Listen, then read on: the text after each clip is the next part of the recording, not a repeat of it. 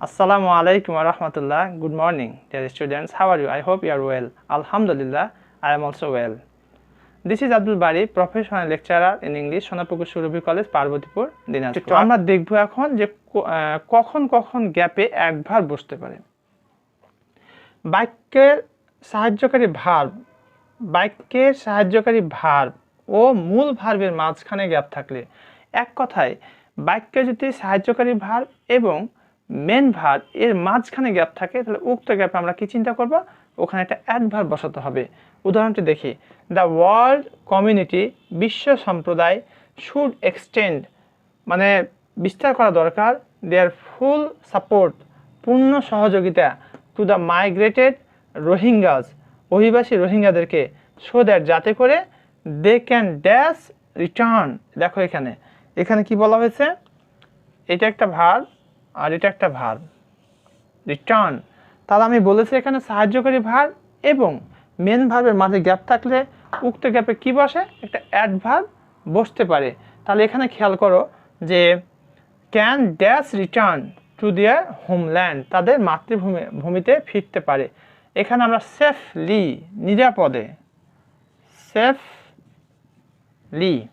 তাহলে আমাদের এই রুল থেকে স্পষ্ট যে বাক্যে সাহায্যকারী ভার্ব, মডাল ভার্বও কিন্তু এক প্রকারের সাহায্যকারী ভার্ব, এবং মেন ভার্বের মাঝখানে যদি গ্যাপ থাকে উক্ত গ্যাপে কি বসাবো? আমরা উক্ত গ্যাপে একটা অ্যাডভার্ব বসাই দেব। এবার 2 নম্বরটা দেখি। বাক্যের শুরুতে ও শেষে অ্যাডভার্ব বসতে পারে, অর্থাৎ একটা বাক্যের শুরুতে এবং শেষে আমরা কি বসাতে পারি?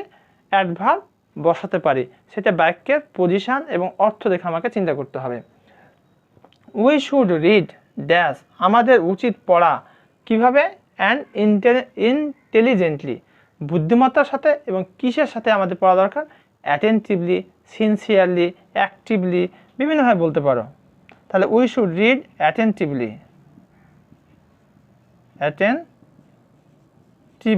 এখানে কেউ বলতে পারে we should read sincerely, okay fine. We should read actively, okay. That means এখানে একটা অ্যাডভার্ব বসাতে হবে। সাবজেক্ট এবং ভার্ব, সাবজেক্ট মানে যে কর্তা, আমরা যেটা জানি। ভার্ব মানে যে যার দ্বারা কিছু করা হয়, সেটা হচ্ছে ভার্ব। সাবজেক্ট এবং ভার্বের মাঝখানে শূন্যস্থান থাকলে সেখানে অ্যাডভার্ব বসে। যেমন it dash witnessed the misuse of atomic energy, এখানে আমরা লিখব ইট অলসো। তাহলে আমরা ইতিমধ্যে 3টি রুল দেখে নিয়েছি যে কোথায় অ্যাডভার্ব বসে। বাকি রুলগুলো আমরা এখন দেখব।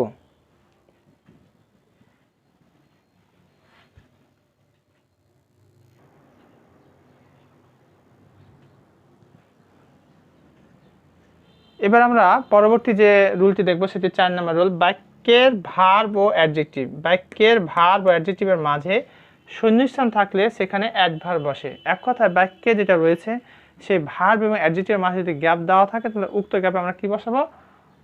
অ্যাডভার্ব বসাই দেবো। যেমন I became dash happy, I became extremely happy,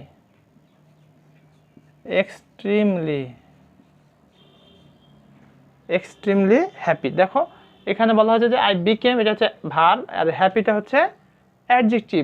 এই ভার্ব এবং অ্যাডজেক্টিভের মাঝে গ্যাপ থাকলে উক্ত গ্যাপে কি বসাবো? আমরা অ্যাডভার্ব বসাবো। আসলে আমাদের আলোচ্য পাঠটি হচ্ছে tips for cloze test with close. সঙ্গত কারণে আমাদের এখানে অ্যাডভার্ব হতে পারে, ভার্ব হতে পারে, নাউন হতে পারে। অর্থাৎ বাক্যের পজিশন, বাক্যের অর্থ বুঝে আমাকে সেটি পূরণ করতে হবে। এটি রাইট ফ্রম ভার্বসের চ্যাপ্টার নয় যে শুধু রাইট ফ্রম ভার্বেরই সঠিক কারেক্ট ফর্ম, এমনটি নয়। প্যাসিভ ভয়েসের ক্ষেত্রে মূল ভার্ব এবং বাইযুক্ত অবজেক্টের মাঝে শূন্যস্থান থাকলে সেখানে অ্যাডভার্ব বসে। কি বলছে? যে প্যাসিভ ভয়েসের ক্ষেত্রে মূল ভার্ব এবং বাইযুক্ত অবজেক্ট এর মাঝে শূন্যস্থান থাকলে সেখানে অ্যাডভার্ব বসে। এক কথায় বাক্যটা যদি প্যাসিভ ভয়েসে থাকে এবং মূল ভার্বের পরে গ্যাপ এবং বাইযুক্ত অবজেক্ট থাকে, তাহলে ওই গ্যাপখানে আমাকে একটা অ্যাডভার্ব বসাতে হবে। যেমন the Holi Quran was revised, পবিত্র কোরআন রিভাইজড করা হয়েছিল কিভাবে? বাই করিম, ওয়েল বাই করিম, করিমের দ্বারা ভালোভাবে রিভাইজড করা হয়েছিল। তাহলে কি দেখলাম আমরা? প্যাসিভ ভয়েসে মূল ভার্ব এবং বাইযুক্ত অবজেক্ট এর মাঝে গ্যাপ থাকলে উক্ত গ্যাপে আমরা অ্যাডভার্ব বসাই দেব।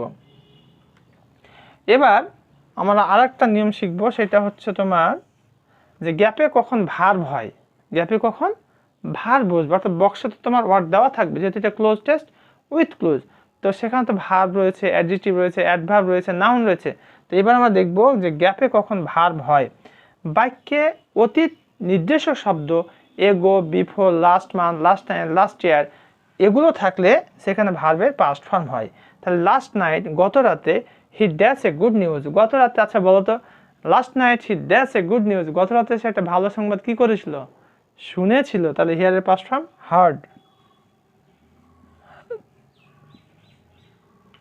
এবার আমরা পরবর্তী ভার্বগুলো দেখব যে কোথায় গ্যাপে কখন ভার্ব হয়। পরবর্তী যে নিয়মগুলো রয়েছে সেটিও আমরা এখন খেয়াল করব।